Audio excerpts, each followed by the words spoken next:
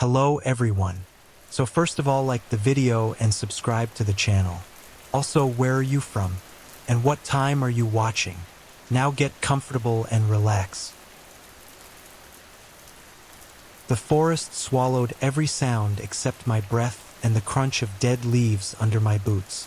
The night was thick, almost wet, a blackness so absolute it felt like drowning with my eyes open. My squad was gone.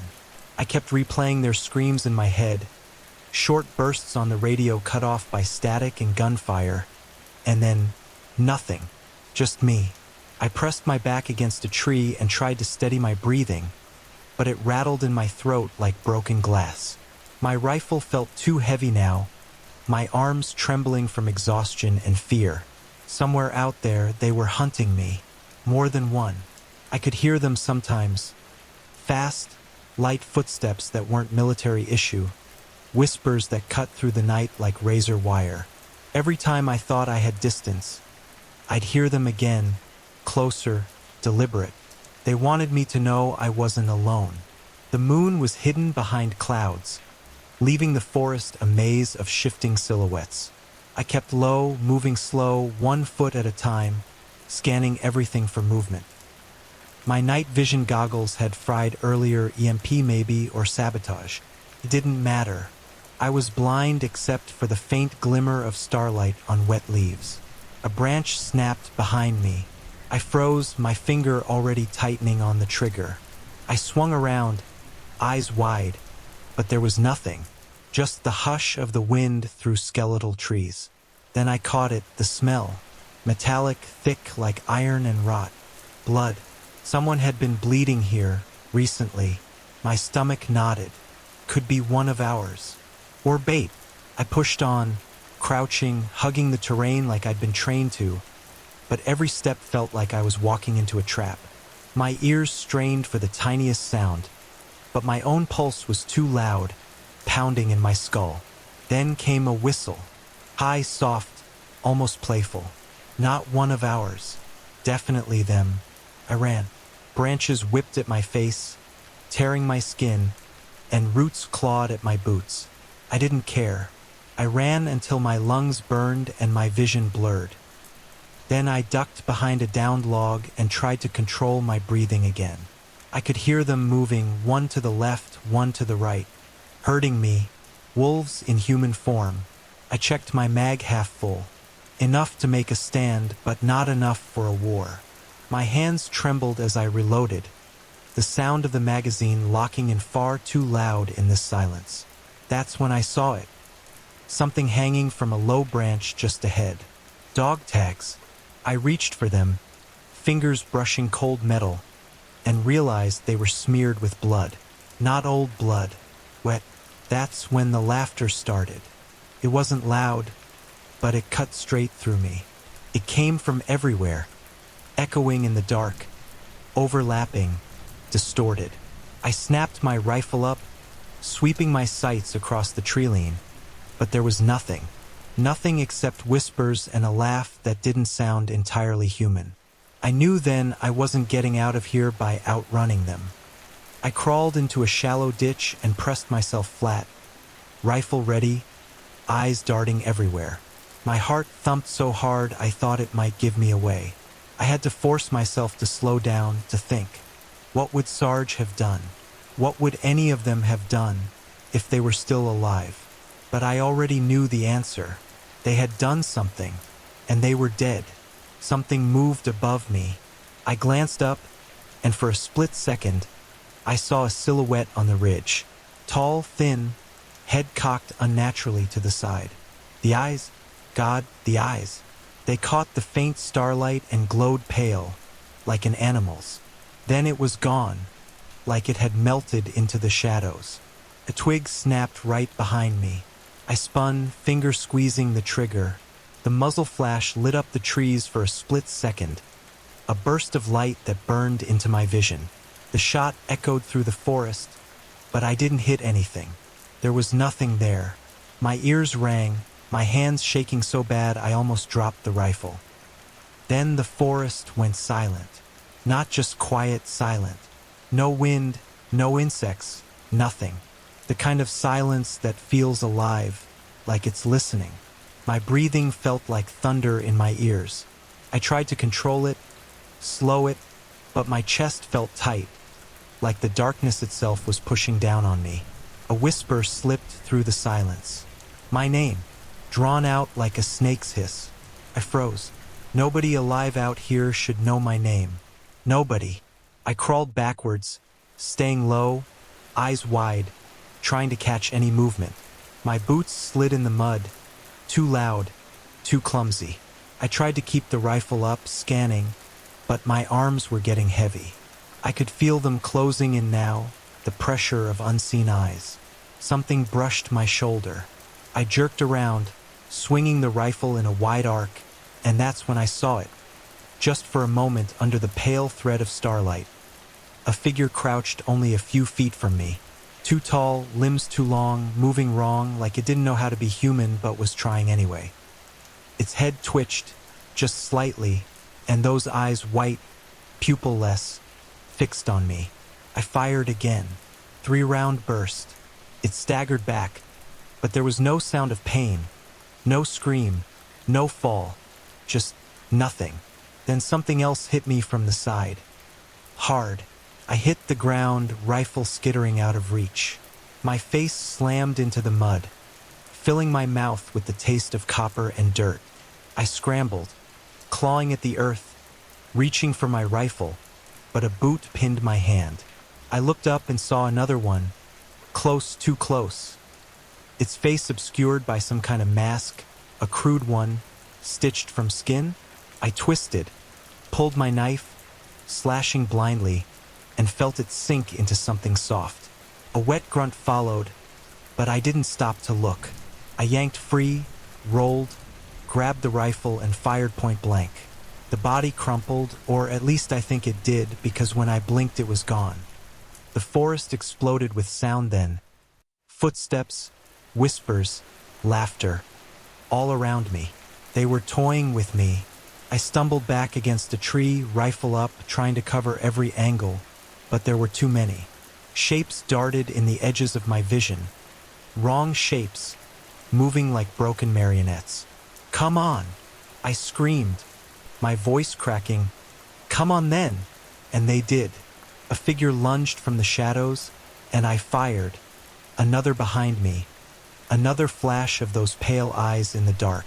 I kept firing, spent mag after mag, until the bolt clicked empty. I didn't even know how many I hit, if any. My hands scrambled for another mag, but it slipped from my fingers into the mud. That's when the cold hit my neck. A hand, ice cold, impossibly strong, clamped down, yanking me back. I hit the ground again, hard, and the stars above spun in my vision. And then, silence again. But I wasn't alone. I could hear breathing behind me, slow, deliberate inches from my ear. It was too close, too real. I could feel the weight of something crouched over me, pressing into my spine, its breathing slow and ragged, almost deliberate, as if it wanted me to hear it. Every instinct screamed to move, but my body locked. Then a voice, right at my ear. "Run." It wasn't human. Too deep, too layered, like there were two voices speaking at once. My body finally obeyed, jerking forward, rolling onto my stomach. I scrambled, slipping in the mud, grabbing my knife since the rifle was gone. My heart slammed against my ribs so hard I thought it would burst. I didn't look back. Couldn't. I ran through the trees, blind, ducking low branches, crashing through brush. Something followed me. Fast, silent except for the occasional scrape of nails or metal against bark. I risked a glance back, and that was a mistake. It was running on all fours. A shape, human but wrong. Elongated arms digging into the earth like an animal. Its head lolling unnaturally side to side as it sprinted. And those eyes. Always those damn eyes. Locked onto me like I was the only thing in the world. I pushed harder, legs burning, lungs tearing for air. I didn't know where I was going. Just away. Always away. The terrain dropped suddenly. and I went tumbling down a shallow ravine, rolling hard, branches and rocks tearing at my gear. I landed on my back in shallow water, the cold shocking me back to my senses. It was quiet again, too quiet. I staggered to my feet, soaked, knife still in hand, chest heaving. My rifle was gone for good now. My radio was dead. I was down to a blade and whatever training I could remember through the fog of panic. I needed to hide. I needed to regroup and plan, if that was even possible. I found a narrow gap between two large boulders, barely big enough to squeeze through. I slid in, back against the stone, knife up, trying to slow my breathing. I could hear them above the ravine, moving slow, deliberate. One of them whistled again, low, mocking. Another voice, soft, childlike, called out, "We see you." My grip on the knife tightened so hard my knuckles ached.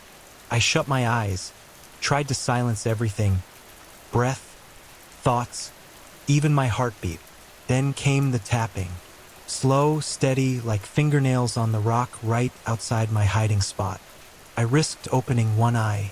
Through a tiny crack, I saw it. A pale face, stretched skin, no lips, eyes milky and too wide, peering in at me. Smiled. Then it whispered, "Your turn." The gap erupted as a hand shot in, fingers impossibly long, clawing for me. I slashed, knife meeting resistance, warm blood spraying my face, but the hand didn't pull back.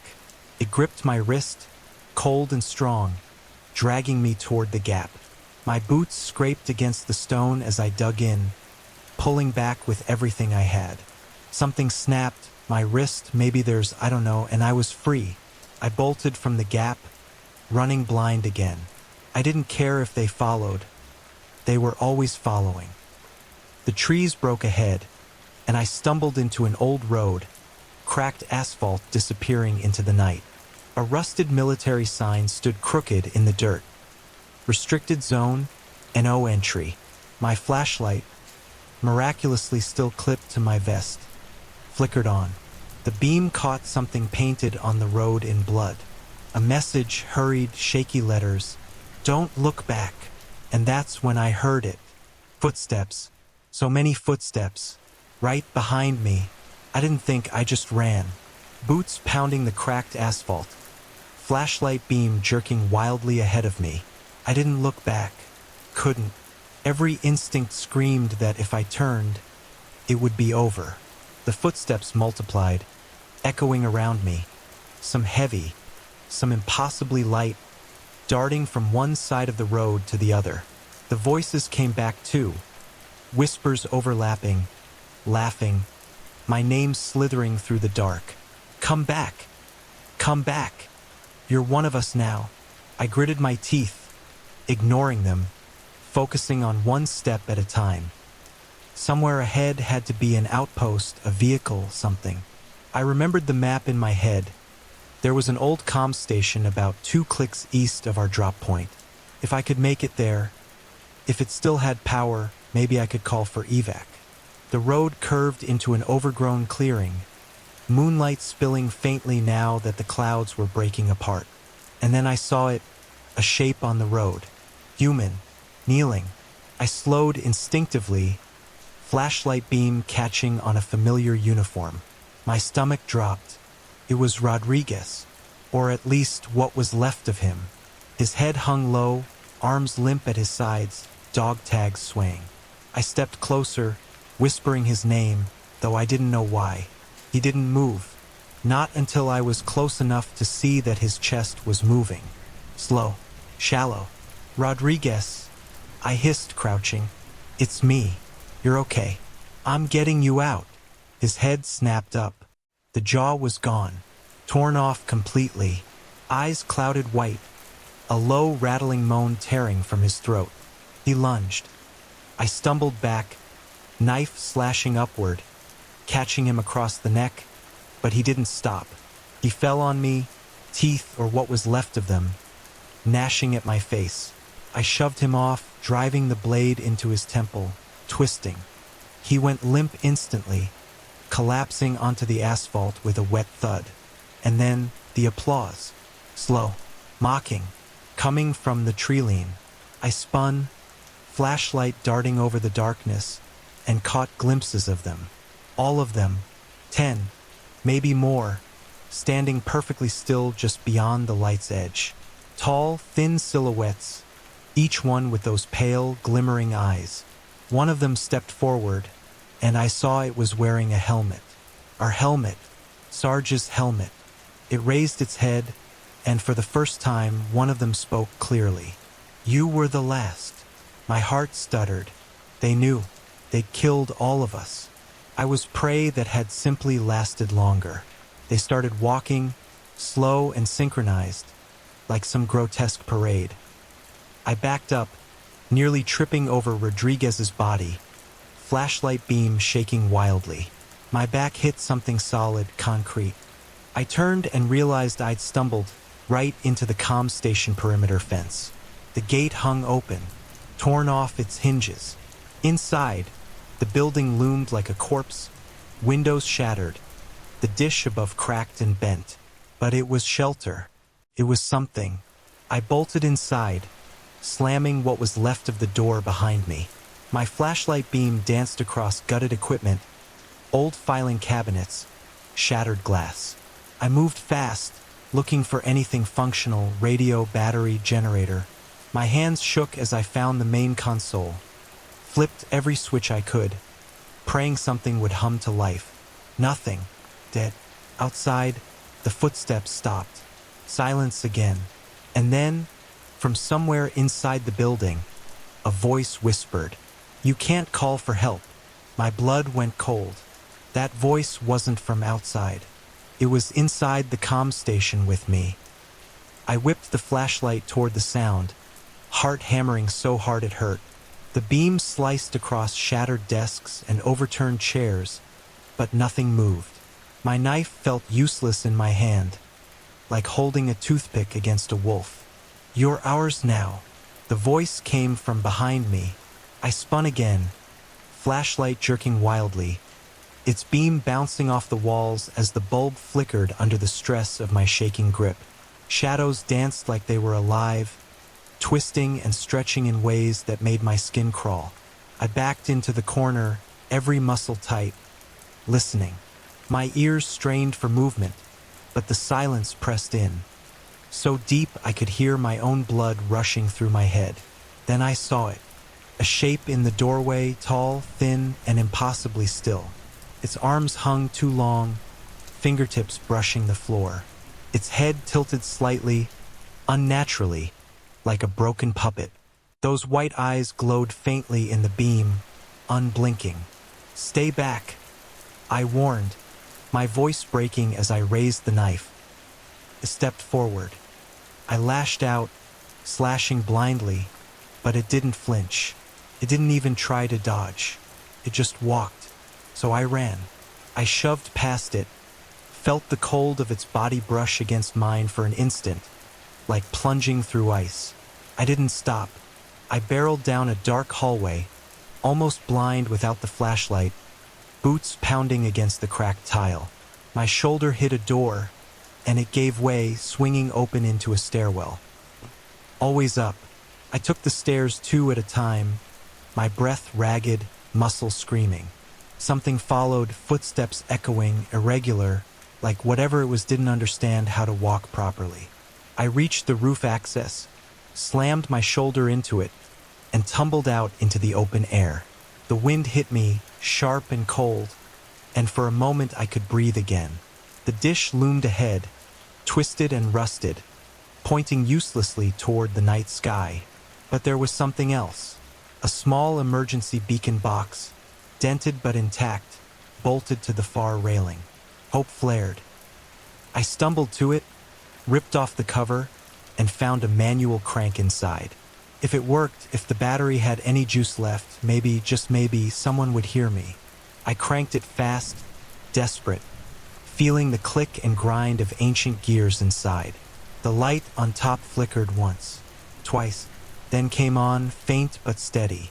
And that's when I heard the door below slam open. I turned toward the stairwell entrance, heart in my throat. Something was coming up, fast. I grabbed the nearest piece of debris, a rusted metal pipe, and backed toward the beacon, knife in one hand, pipe in the other. The figure emerged, slowly, its head scraping the top of the doorway as it stepped onto the roof. This one was different, bigger. Its skin was stretched tight over its frame, ribs showing through like sharpened knives, jaw distended unnaturally. It wore scraps of uniforms, ours, stitched into its own body like trophies. And it smiled. "No more running," it said, voice layered and wrong. I lifted the pipe, legs trembling. "Come on, then," I whispered, even though I knew I couldn't win. It moved, faster than it should have been able to. It hit me like a freight train, knocking the pipe from my hands and sending me sliding across the roof toward the railing. My back slammed into it hard enough to knock the air from my lungs. I scrambled for the knife, but it was already on me, towering, breath like rot filling my nose. Its clawed hand pinned my chest, cold and crushing. My ribs screamed under the pressure. I tried to stab upward, but it caught my wrist mid-strike and twisted. Pain flared white, and the knife clattered to the ground. "You were strong," it said, its voice a chorus of whispers, "but not strong enough." It leaned closer, its face inches from mine, eyes like pale moons. And then, as if savoring the moment, it whispered, "Welcome home." Something inside me snapped, not out of fear, but defiance. With my free hand, I reached for the beacon's lever, still humming faintly. I yanked it down hard. Sparks exploded, and the light flared brighter than it should have, a searing white that flooded the roof. The thing recoiled, hissing, its grip loosening just enough. I shoved with everything I had, rolling out from under it and driving my shoulder into its side. It staggered backward, arms flailing, then over the railing. The sound of it hitting the ground below was wet, final. I lay there, chest heaving, staring at the beacon's flashing light. Somewhere out there, maybe someone had seen it. Maybe help was coming. Or maybe they would come instead. The forest was silent again, but not empty. Never empty. I gripped my ribs, forcing myself up, and stared into the darkness. I knew I wasn't safe. Not yet. Maybe not ever. But I was still breathing, still fighting. And for now, that would have to be enough. And